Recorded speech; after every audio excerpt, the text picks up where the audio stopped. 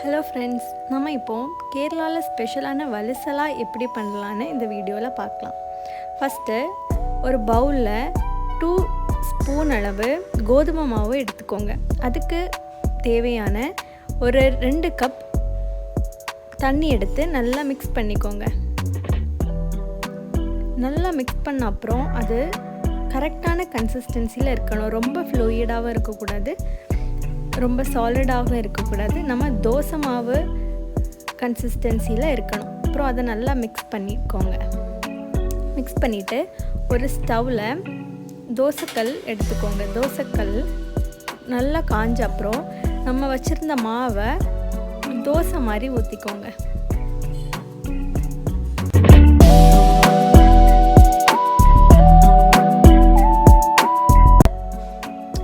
அப்புறம் ஒரு 1 மினிட் அப்படியே விட்டுட்டு அதுக்கு மேலே ஜாகரி கொஞ்சம் தூவிக்கோங்க. அது கொஞ்சம் மெல்ட் ஆகும். மெல்ட் ஆகி நமக்கு கொஞ்சம் சுகர் கண்டென்ட் கிடைக்கும். நம்ம ஜாகரிக்கு பதிலாக சுகரும் யூஸ் பண்ணலாம். அதுக்கு மேலே கோகனட், நம்ம கிரேட் பண்ணி வச்சுருந்த கோகனட்டையும் தூளாக இப்படி ஸ்ப்ரெட் பண்ணி போடணும்.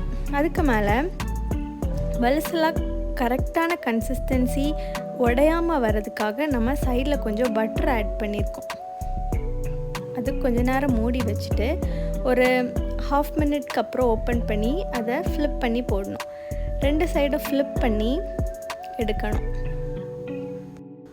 ஃப்ளிப் பண்ணி எடுத்தால் நமக்கு சூப்பரான வலிசலா ரெடி ஆயிரும். நம்ம ரெய்னி சீசனில் இந்த வலிசலா செய்து சாப்பிட்டா ரொம்ப ஹாட்டாக சூப்பரான ஒரு ஸ்நாக்ஸ் நம்ம சாப்பிட்ட மாதிரி இருக்கும். குழந்தைங்களுக்கு கொடுத்தா கூட அவங்க ரொம்ப விரும்பி சாப்பிடுவாங்க. ஸோ நீங்கள் வீட்டில் கண்டிப்பாக இதை ட்ரை பண்ணுங்கள். நீங்கள் இதுக்கு அடிக்ட் ஆகிடுவீங்க. அவ்வளோ சூப்பராக இருக்கும்.